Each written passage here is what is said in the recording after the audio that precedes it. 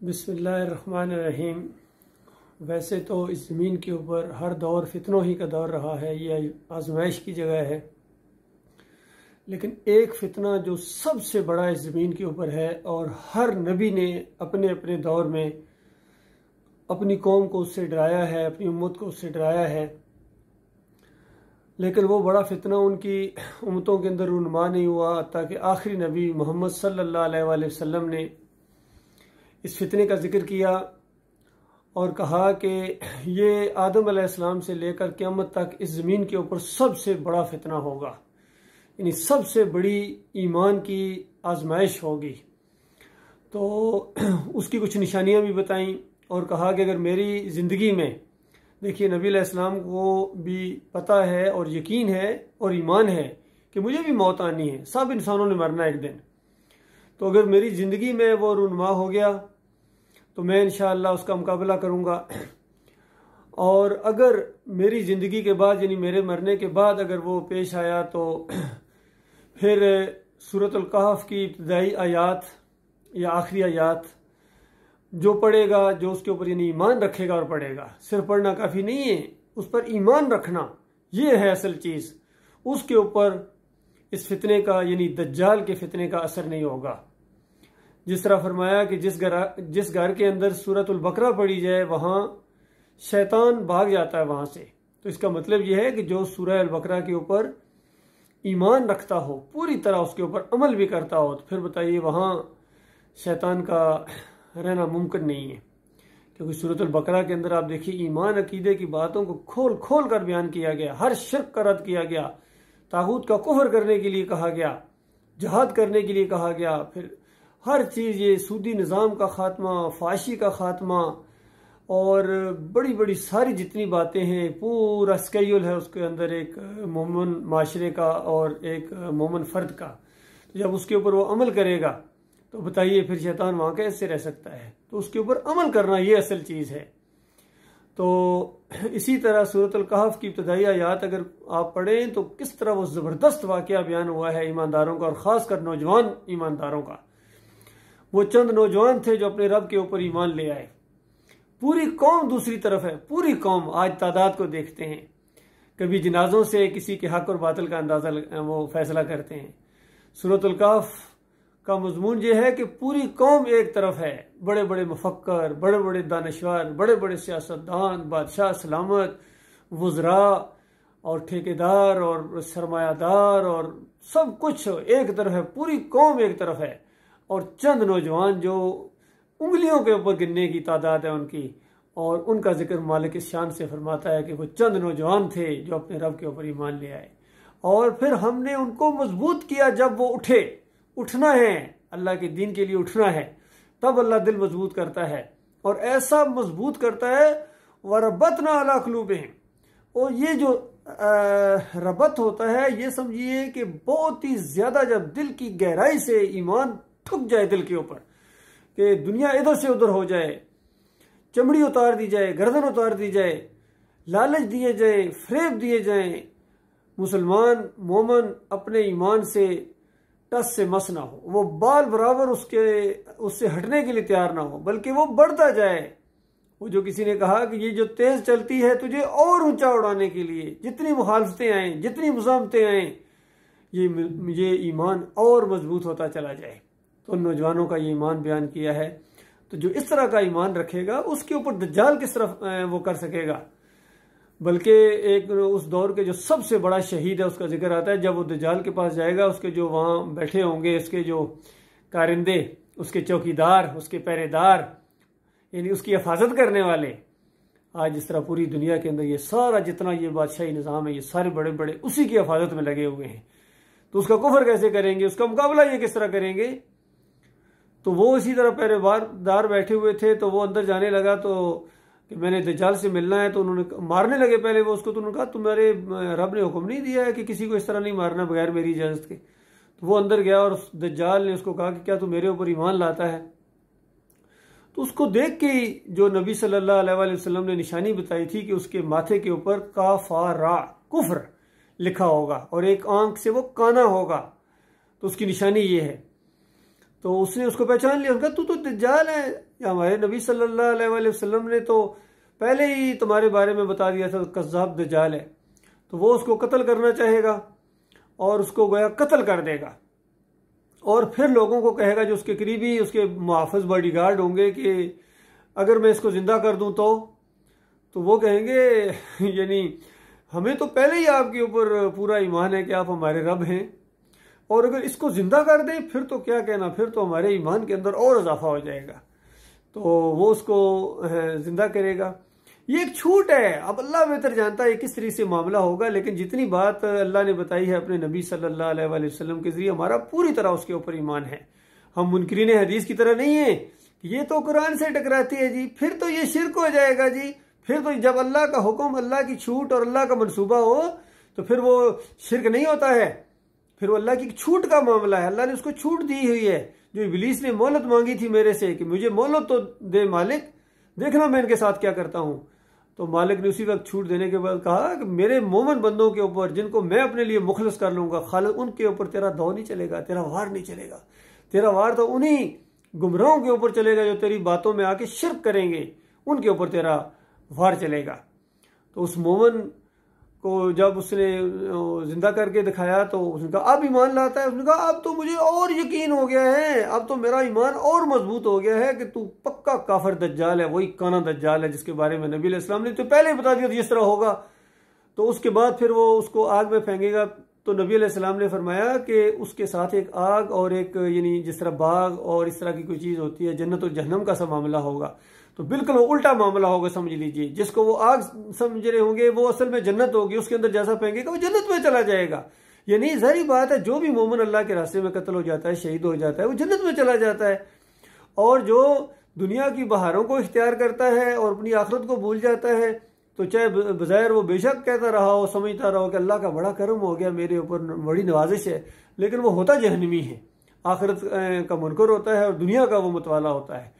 तो मेरे भाइयों, ये वो जो दज्जाल और सबसे बड़ी आजमाइश है, वो बस हम उस समझ लीजिए दौर से अब गुजर रहे हैं और उसका आगाज हो गया है। पहले तो सिर्फ किताबों के अंदर और हदीस के अंदर हमारा पूरा ईमान था, अब तो गोया हमारी आंखों के सामने वो माहौल बनता जा रहा है। अब तो इस तरह की हदीसों को समझना और ज्यादा आसान हो गया है कि क़यामत के करीब ही अब ये मामला, बड़ी बड़ी निशानियां वाज़ेह ज़ाहिर हो रही हैं। जिस तरह ये अरबों के बारे में आया था, ये भेड़ बकरियां चराने वाले, नंगे पांव चरने वाले, ये बड़ी बड़ी बिल्डिंगों के ऊपर फख्र महसूस करेंगे और एक दूसरे का मुकाबला करेंगे। देखो हम अपनी आंखों से देख रहे हैं। फिर औलाद की नाफरमानी का जिक्र है, हम उनको भी अपनी आंखों से देख रहे हैं किस तरह औलाद है। अक्सरियत जो है, अजीम अक्सरियत, ये अब वालिदैन के उसमें इख्तियार में नहीं है, ना वो सही तरीके से इज्जत करते हैं, इल्ला ये किसी पर अल्लाह रहम करे और खालिस मुखलिस मोमिनों का मामला और मामला है जिनका दीनी माहौल हो उनके घर के अंदर, वरना अक्सरियत का मामला यही है। तो इस तरह मेरे भाइयों, इस दौर के अंदर ये जो खास कर अब ये हवा चली है, कोरोना के जरिए इन्होंने एक माहौल बनाया है पूरी प्लानिंग के साथ। हालांकि मामूली सा ये एक वो वायरस है, इससे बड़े बड़े वायरस मौजूद है, इससे ज्यादा अमवात होती हैं दूसरी बीमारियों की वजह से, सिगरेट नोशी की वजह से और कितने, बल्कि सर्वे करा के आप देख लें। मेरा ये चैलेंज है कि अगर आप सर्वे कराएं पूरे पाकिस्तान या पूरी दुनिया में जहां भी ये कब्रिस्तान है, आप उनसे पूछें कि जो पिछले साल में मैयतें कितनी तुम्हारे कब्रिस्तानों में आई हैं, उससे पिछले साल कितनी आती थी, रूटीन क्या थी और अब पिछले साल का क्या मामला है, यकीन करें वो कहेंगे पिछले साल में कम आई है। लेकिन तासर क्या दिया जा रहा है पूरी मीडिया के ऊपर, पूरी दुनिया के ऊपर, इस तरह एक घबराहट और खौफ और हरास का सा माहौल बना दिया गया है कि बस पता नहीं क्या होने वाला है। फिर देखिए कितने ये कारोबार डाउन कर दिए गए, नौकरियां चली गई लोगों की, मास्क पहन पर इधर उधर छुपते फिर रहे हैं, एक दूसरे दूरियां हाथ तक नहीं मिलाते हैं, और सलाद के अंदर जो कंधे से कंधा मिलाने का हुक्म है उससे भी दूर, सोशल डिस्टेंस, इस तरह का एक माहौल बना के पूरा शैतानी एजेंडा, और इसके पीछे वो बिल गेट और ये सारी जो शैतानी ताकतें हैं जो इंतजार कर रही हैं, और इनका अकीदा है कि वहां वो टेम्पल जब बनेगा, मस्जिद अक़सा को अभी इन्होंने कराना है और कुछ नहीं कर पाओगे मुसलमानों, तुम यकीन कीजिए। तुम्हारी मिसाल अब उस वो जो नहीं होता जिस तरह रस निचोड़ने वाला वो गन्ने की मशीन होती है, उसके अंदर जब गन्ने लगा दिए जाते हैं तो उसके बाद ऑटोमेटिकली वो खींचना शुरू हो जाती है, और आप अगर पीछे से आपको खींचना भी चाहें एक तरफ से तो आप नहीं उसको वापस ला सकते, वो आगे ही आगे जाएगा। बिल्कुल इसी तरीके से अब ये इन मुसलमानों का मामला है, ये अपनी दलदल में फंसते चले जा रहे हैं, इनके यहूदियों के अब गुलाम बन गए। अरबों का मामला तो बहुत ही ज्यादा हो गया, ये बिल्कुल नामर्दी इन्होंने दिखाई है, अकीदे के अंदर खराबी इनकी पहले ही आ चुकी थी। ये मुशरिक बन गए थे, गुम्मत के पुजारी, अपने ख़ानदान के पुजारी और अपने हसब नसब के ऊपर फ़ख्र करने वाले, अपनी बादशाहत के पुजारी। इनको अल्लाह के दीन से कोई गरज नहीं है, यकीन कीजिए। और उससे पहले देखिए तुर्कों ने किस तरह नामर्दी दिखाई थी कि खिलाफत की कुबा उन्होंने चाक कर दी और बिल्कुल ढेर हो गए उनके सामने। फिर अरबों ने यही किया। अब जो है ये मामला खुल के हमारे सामने आ गया है और उस दज्जाल का आपने मुकाबला करना है मेरे भाइयों। और याद रखो कि ईमान खालस किए बगैर आप उसका मुकाबला नहीं कर सकते हैं। बहुत बड़े ईमान की ज़रूरत है, बहुत बड़े ईमान की ज़रूरत है। और ईमान खालस, वो ईमान नहीं जो आपका और आपकी कौम का ईमान है। ये तो वो ईमान है जिसके ऊपर सूरह यूसुफ की वो आयत फिट होती है। मालिक बयान करता है वमा युमिनु अक्सरुहुम बिल्लाह इल्ला वहुम मुशरिकून। अक्सरियत इस तरह ईमान लाती है, वो इस तरह के मोमिन होते हैं, इल्ला वहुम मुशरिकून, होते वो मुशरिक हैं। शिर्क के साथ साथ ईमान के दावेदार भी होते हैं, अल्लाह को भी अपना माबूद मानते हैं, फिर अल्लाह के बंदों को भी दाता, दस्तगीर, मुश्किल कुशा, हाजत रवा, गरीब नवाज, फिर उनकी नजरों न्याजें, फिर 11वीं 12वीं ताजिए, झंडे, उर्स, मेले और ये ढोल ढमक्के, ये सब साथ चलते रहते हैं। ये डिस्को किस्म के मुसलमान, ऐसी मुसलमानी अल्लाह को नहीं चाहिए। ऐसी ईमानदारी को अल्लाह मरदूद करार देता है। ऐसों के लिए यही कहा गया है कि ये शिर्क करने वाले मुसलमान हैं। शिर्क करने वाले मुसलमान मुशरिक नहीं अल्लाह ताला को चाहिए। मुस्लिम हो और वो शिर्क करे, वो अल्लाह के अलावा किसी और को मदद के लिए पुकारे, वो या अली मदद कहे, वो या रसूल मदद कहे, वो या गौस मदद की पुकारे लगाए गायबाना तौर पर, जिस तरह अल्लाह को पुकारना चाहिए इस तरह दूसरों को पुकारे। गले में तावीज, अंदाजे तावीज इनकी पहचान बन गई। अब खासकर ये जो हिंदू अपनी कोई फिल्में दिखाते हैं, किसी मुसलमान को दिखाते हैं तो उसके गले में तावीज दिखाते हैं। ये तावीज मुसलमान होने की निशानी है, हालांकि तावीज मुशरिक होने की निशानी है। नबी अलैहि सलाम ने जानवरों के गलों से कटवा दिए थे कि जानवरों के गलों के अंदर भी तावीज ना डालो। लेकिन आज इस मुसलमानों को देखो, इनके लाखों करोड़ों की वो कोठी बनाएंगे या बंगला बनाएंगे, उसके ऊपर हांडी उल्टी कर देंगे काली, या जूती लटका देंगे, बड़ी मर्सिडीज कार होगी और नीचे छोटा सा बच्चे का जूता, या घरों के आगे नाल, इस तरह की वो चीजें समझते ये नजर बद से बचाएंगी। इनका ईमान ही नहीं है अल्लाह के ऊपर, यकीन कीजिए। इनके दिमागों के अंदर, इनके खून के अंदर शिर्क उस तरह चला गया जिस तरह बनी इसराइल के उन मुशरिकों के दिमागों के अंदर, दिलों के अंदर बछड़ा चला गया था। और अल्लाह ने उनसे शिकवा किया, कैसे मोमिन हो, तुम्हारे दिमागों और दिलों के अंदर से बछड़ा नहीं निकल रहा है। इसी तरह इन मुसलमानों के दिमागों के अंदर से गुम्मद और ये उर्स और मेले और बाबे और पीर, ये और मौलवी, ये इनके दिमागों के अंदर से नहीं निकल रहे, क्योंकि ईमान खालिस नहीं है। तो लिहाजा सब भाइयों से मेरी गुजारिश है, इस ईमान अकीदे को फैलाओ अल्लाह के बंदो। और मुसलमानों, तुम सच्ची तौबा करो इस मसलक परस्ती से, फिरका परस्ती से। कोई तुम्हारा नाम नहीं होना चाहिए सिवाय मुस्लिम के, और इन चक्रों से निकलो। अल्लाह के बंदो, तुम्हारा किबला बैतुल्लाह है। किसी ने देवबंद की तरफ अपना रुख किया हुआ है, किसी ने बरेलवी की तरफ अपना रुख किया हुआ है, किसी ने अमेरिका की तरफ रुख किया हुआ था, वो इनका किबला था। अब उससे रुख हटाया है तो अब इनका किबला तब्दील हो गया, अब चाइना की तरफ रुख कर लिया है। ये झूठे सहारे, इनसे निकलो अल्लाह के बंदो। तुम्हारे पास सुपर एटॉमिक पावर मौजूद है। एक तो होता है ना एटॉमिक पावर, वो तो है ही है, वो तो जानते हो। इससे भी बड़ा एक सुपर एटॉमिक है, वो ये कलमा है, ला इलाहा इल्लल्लाह। ये जो है अल्लाह अकबर, लेकिन सही मानो में यहां से निकला हुआ, ये वो मौलवी का ला इलाहा इल्लल्लाह नहीं है जो अजानों में दोहराता है अशहदु अन ला इलाहा इल्लल्लाह। इसको मालूम ही को नहीं ला इलाहा इल्लल्लाह क्या होता है। ला इलाहा इल्लल्लाह कहने वाले इलाके के अंदर या मुल्क के अंदर मजार पूजे जाएं, पीर पूजे जाएं, तावीज गंडा हो और इस तरह की शिर्क या कुफ्र या नारे हों, जलसे और जुलूस हों, अल्लाह के दीन का जुलूस निकाल देते हैं और फिर कहते हैं हम आशिक़े रसूल हैं। तुम रसूल के मुनकर हो, तुम्हें मालूम ही नहीं है रसूल सल्लल्लाहु अलैहि वसल्लम कैसे थे। वो तुम्हारी तरह नहीं थे, वो मुखलिस मोमिन थे। उन्होंने तौहीद की दावत उठाई थी, अल्लाह के दीन को गालिब करने के लिए उन्होंने कंप्रोमाइज नहीं किया था। वो किसी के सामने झुके नहीं थे, वो डरे नहीं थे, वो तादाद को नहीं देखते थे, वो वसाइल को नहीं देखते थे। जो कुछ तादाद हो, जितनी भी बस हो, एक इंसानी बस के अंदर जो भी है, वो मैदान में आ जाते थे और फिर अल्लाह फैसला कर देता था। और जीने से ज्यादा अल्लाह जानता है उनको शहादत का ज्यादा शौक होता था। शहादत है मतलूब मकसूद मोमन, न माले गनीमत न किश्वर कशाई। हमें कोई मुल्क जमीन लेने के लिए हम जंग नहीं लड़ते हैं या कोई और माले गनीमत इकट्ठी करने के लिए। हमारी तो शहादत, शहादत जो अल्लाह के रास्ते में मिलती है अल्लाह के बंदो, उसी वक्त जन्नतुल फिरदौस में पहुंच जाता है। इस पूरी दुनिया से ज्यादा बड़ी दुनिया उसकी वहां दे दी जाती है, इतनी बड़ी जन्नत, इतनी बड़ी बादशाही दी जाती है अल्लाह के बंदो। मेरे भाई उसके मुकाबले में ये बादशाह, तो ये वजीर आजम और सदर या जनरल या चीफ ऑफ आर्मी स्टाफ होना तो कोई मान ही नहीं रखता है। ये सहरा और जर्रे की भी मिसाल नहीं है। इस तरह वो मोमिन खालिस जन्नत के शौक के लिए सब कुछ करते थे।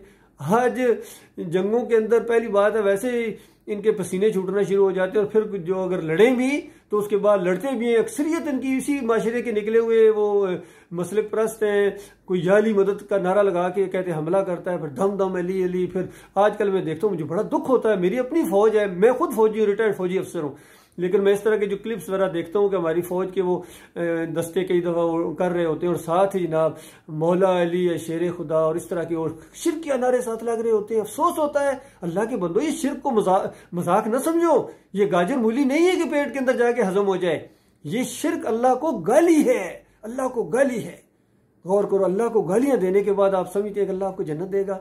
और जिस तरह सूद हमारा पूरे माशरे के अंदर सूद, मैं हैरान रह गया, वो 3 अरब का जो कर्जा इन्होंने सऊदियों ने इनको दिया होता वो भी सूद पर दिया था, सूद पर। सूद अल्लाह और अल्लाह के रसूल से अल्लाह ने जंग है। अल्लाह और अल्लाह के रसूल से अल्लाह ने जंग करने के बाद बताइए फिर आप किस तरह जीतेंगे? ऐसा तौबा करो मेरे भाइयों, शिर्क से पहले तौबा करो, क्योंकि ये जो शिर्क है ना, ये सूद से भी बड़ा गुनाह है। सूद का अगर 70 हिस्से किए जाए तो सबसे कम उसका जो दर्जा ना, वो सगी मां के साथ निकाह करना है, नबी अलैहिस्सलाम ने फरमाया। तो कितना बड़ा गुनाह है, बड़ा इसका दर्जा कितना होगा। और ये शिर्क है ना, ये इससे भी बड़ा है। अल्लाह ताला गौर व फिक्र करने और ईमान खालिस करने और इस दज्जाली फितनों का मुकाबला करें। और खासकर जो असली दज्जाल जब खरूज करेगा, ये तो सारे ये अरब बादशाह और दूसरे लोग तो उसके कदमों में गिर जाएंगे। वो खुशहाली देगा, जो उसको मानेगा वो खुशहाल होगा। आज जो इसको इसराइल को मान रहा है, देखिए इनके साथ कैसे कंट्रैक्ट होंगे और बड़े इनके वसाइल होंगे, इनके आपस में बड़ी कारोबारी डील्स होंगी, और ये समझेंगे देखो हमने बड़ा अक्लमंदी का मामला किया। और जो नहीं करेगा उसके ऊपर गुर्बत आएगी। लिहाजा पाकिस्तानियों कभी इस दज्जाल को इसके साथ कंप्रोमाइज ना करना। सारे मुसलमानों को मैं कह रहा हूं, सिर्फ पाकिस्तानियों सबको। और बेशक गुर्बत आए, तंगदस्ती आए, रोजी अल्लाह देगा, और यानी घास और पत्ते खाकर अपनी जिंदगी बसर कर लेना। लेकिन ऐसी खुशहाली जिसमें ये जो दज्जाल आपको अपनी तरफ बनाए, जिसकी वजह से आपको अल्लाह के बंदों का मुरीद बनना पड़े, इनका बंदा बनना पड़े, ये ना करना, वरना हमेशा की आग में रहना पड़ेगा। अल्लाह ताला गौर व फिक्र करने और इस दज्जाली फितने से, इसका ये सबसे बड़ी पहले ये जो मुनकरीन हदीस है, ये से इस तरह की बातें करने नहीं देते हैं। इनके सिलेबस में ही नहीं है। जो खालिस कुरान और हदीस की बातें हैं तो इन पर गौर करना है, और आजकल इन चीज़ों को बयान करना है कि ये बहुत बड़ा उस दौर में हम आ गए जिसके बारे में पहले नहीं सोचा जा। अब उसी दौर के अंदर से हम गुजरे, और वो असली दज्जाल है। ये कोई सिर्फ साइंस टेक्नोलॉजी का मसला नहीं है, वहां उसके साथ होगी जरूर वो, लेकिन वो असली दज्जाल है जो जंजीरों के अंदर भी जकड़ा हुआ है, उसने खरूज करना है, और उससे पहले ही उसका ग्राउंड तैयार कर रहे हैं। और आपको यह बात भी बताऊं, ये दूसरा एक तबका इमामियत वाला, ये भी अपने एक आने वाले मसीह का इंतजार कर रहा है, जिसको ये इमाम मेहदी कहते हैं। तो असल में वही दज्जाल जब खुरूज करेगा और यहूदियों का, ये उसको इमाम मेहदी कहेंगे, ये आपस में इकट्ठे हो जाएंगे, ये मसला है। और वो इमाम मेहदी इनका दिन में 1000 मरतबा अबू बकर और उमर को निकाल के फांसियां देगा। ऐसे इनकी इमामियत का कीदा। आज ये सुन्नी भी उसके साथ उनके साथ शामिल हो गए, बल्कि फ्रंट गार्ड।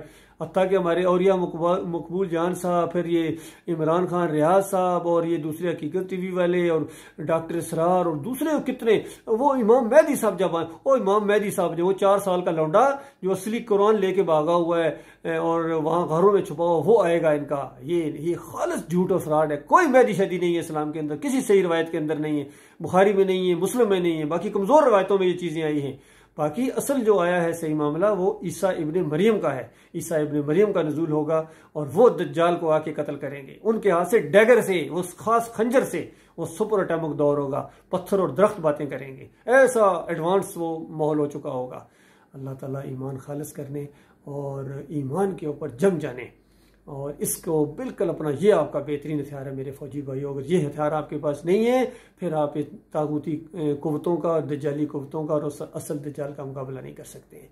अल्लाह ताला आपको ईमान खालिस अता फरमाए। मालिक हमारे मुल्क की सरहदों की हिफाजत फरमाए। हमारे मुल्क के ऊपर जंगें मंडला रही हैं मेरे भाइयों, लिहाजा अल्लाह के साथ अपना तल्लक, टूटा हुआ तल्लक फिर जोड़ लो, शिर्क का पहले रद्द करो, सब ये मज़ार ग्राउंड करो। जब तक ये मज़ार है अल्लाह की रहमत आपके ऊपर नहीं आ सकती है। आपके दरमियान और अल्लाह की रहमत के दरमियान ये शिर्क हायल है, ये मज़ार हायल हैं, ये उर्स और मेले हायल हैं, ये पीरी मुरीदी हायल है, ये जमहूरियत का काफराना निज़ाम हायल है।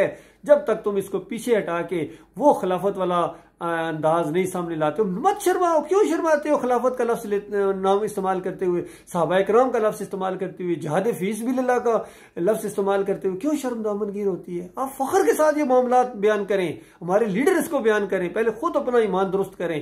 अल्लाह की खैर आएगी, रहमत आएगी, बरकत आएगी।